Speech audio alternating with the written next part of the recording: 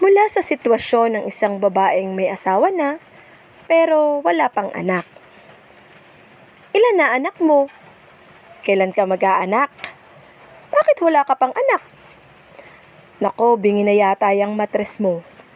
Kung ako lalaki, papalitan na kita. Naunahan ka pang magkaanak na ikakasal pa lang? Ikaw, kailan ka magkakautak? Kailan mo marirealize na napaka-insensitive mo? Masyakit, aroy. Ito yung issue na feeling mo na dagan ang lahat ng sisi sa matres mo. Pressured yarn? Based on experience, hindi naman talaga ako nagmamadali.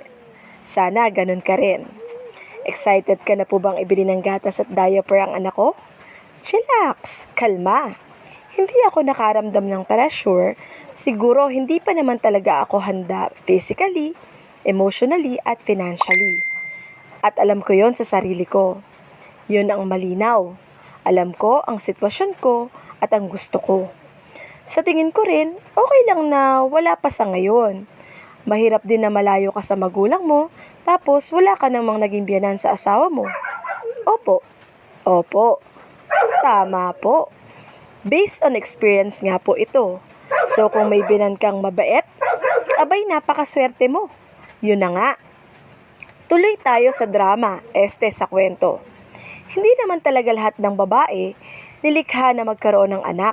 Baka lang yung iba sadyang hindi pinagkalooban dahil sila yung tunay na magmamahal sa mga batang iniluwalang sa mundo pero agad ding kinalimutan.